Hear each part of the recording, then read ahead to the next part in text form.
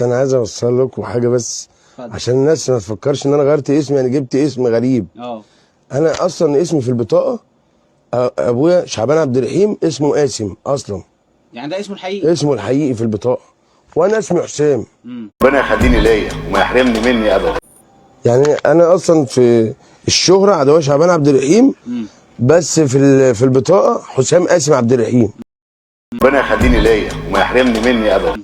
فانا قلت ايه ادام بقى عصام عمال يعمل حاجات ما تصحش وما ترضيش ربنا يعني الموضوع زاد عن حده صراحه ربنا. هعمل معاك واجب في الطرش.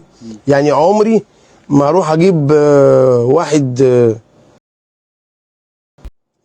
مهما كان بقى هيقعدوا يقول لك اصل ده بني ادم زينا وده كويس وده، يعني انا مش شاغلني خالص اللي بيعمله ده مع يعني العيال دي مش شكلنا لو كان ابويا هتفضل كداب طول عمرك. مش شكلنا لو كان ابويا عايش ما كانش يقدر اصلا عصام يفكر يقف على، يعني ما كانش يعرف يقف وابويا قاعد.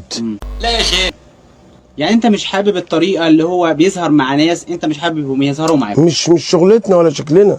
عايز انت نفسك تنجح وتطلع ترند، شوف لك حاجه حلوه اطلع ترند تعمل اللي نفسك فيه. عايز تنجح ربنا ينجحك ان شاء الله، بس بالطريقه احسن من كده. اخلاقه ما هي باينه قدامك اهي يا وليه. الراجل كان بيرعى والدته المريضه، هي رعايه الام المريضه دي مش اعلى حاجه في الاخلاق. انما ما تقلش مننا، ده احنا 6 وبعدين احنا عندنا 30 حفيد، 30 عيل صغير من اولادنا، ما ينفعش يقلوا مننا ويشوفونا واحد بيهزقنا ولا واحد يعني عيب يا راجل، عيب. بس ايه المشكله في كده؟ واحد كان طالع ترند وله متابعينه برضه وظهر مع اخوك، ايه المشكله في كده؟ لم نفسك وشوف شغلك وما تحكيش قصه حياتك، فاهم ولا فاهمك؟ يعني انت ليه مش حابب الظهور ده؟ يا عم هو ده برضه ترند شبهنا، هو احنا بتوع الحاجات دي؟ بقول لك ابويا لو كان عايش ما كانش يعرف يسمح بكده. احنا مش عيال صغيره، ده انا عندي 32 سنه، ما بالك يا عصام اخويا ده عنده يعني حاجه 50 سنه دلوقتي. والله انا امبارح واكب احلى تكتاكي مصر. واكب التكتاكي التكتاكي ده بشارع العريش. التكتاكي ده اللهم صل على النبي. التكتاكي كنت عنده امبارح بشارع العريش وكلت عنده اللهم صل على النبي. الاكل بتاع التكتاكي حلو، مش الحاجات دي ما تلاقيش عليه. طب انت ليه يعني انت صبرت كتير جدا الموضوع بقاله فتره ما كلمتوش في التليفون؟ رد لسانك يا طبنجه وابلع كلامك، اللي اركب لك كاتم صوت. كلمته قلت له، قابلته قلت له، برضه ما فيش. هو ما فيش، هو حر يعمل اللي هو عايزه، بس بعيد عننا بقى. يعني ايه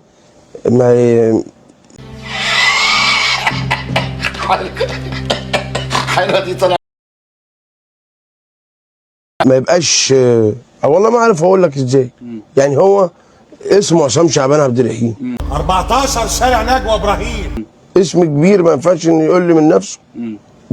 بس الناس هقول لك حاجه، المتابعين كمان وجمهور والدك الله يرحمه عارفين ان الفنان اسمه شعبان عبد الرحيم. تعدل بقى معايا 14 شارع نجوى ابراهيم، وهات اللي عندك كله ما تطيروش البرج اللي فاضل في دماغي عشان ما تزعلش مني، ولا ايه؟ مش قاسم. طب شعبان عبد الرحيم ده بقى 14 شارع نجوى ابراهيم عمل ايه؟ كان بيغني اغاني سياسيه واغاني مصر واغاني وطنيه واغاني وبيشتم البلاد اللي بره اللي كانت بتضايق مصر. يعني ايه؟ مفيش شغلطه. وكان بيقف في صف البلد على طول. احنا شعب مغلوب على ارضه، ما نجيش احنا واحد فينا ما نجيش ذره فيه نعمل كده ولا صح ولا لا؟ انت بما يرضي الله عاجبك اللي بيحصل؟ احنا مش هنخلص من شغل حورين يا كيكه. انت نفسك انتوا اخوات، يعني كل واحد عاجبه طريقته اللي ماشي بيها. هو ايه اللي عجبك ولا ايه؟ لا فوق تعرف انت بتكلم مين؟ ممكن شايف نفسه انه ما بيعملش حاجه غلط. خلاص.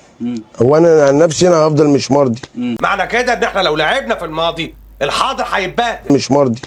كل ما هو يفضل يعمل كده انا هفضل مش مرضي. يا اما خلاص امشي بقى انا خالص، هقول ايه، انا كده مش من عيله شعبان عبد الرحيم بقى. خلص الكلام. بس انت كده بتتخلى عن اسم والدك.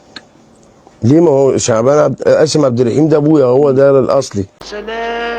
لك انا كواحد انا ما اعرفش ان اسم والدك كده، والجمهور كله ما يعرفش ان اسم والدك اسمه قاسم. لا شوف انا كنت فاكرك لماح، طلع نظرك ضعيف. لا، انا بعرف الناس شعبان عبد الرحيم اسمه قاسم عبد الرحيم، وانا دلوقتي حسام قاسم عبد الرحيم. 14 شارع نجوى ابراهيم. اي حاجه بقى تبع عصام غير رسمي. انا كده هغيره رسمي وهروح يعني مش عايز اقول اسامي قنوات انا.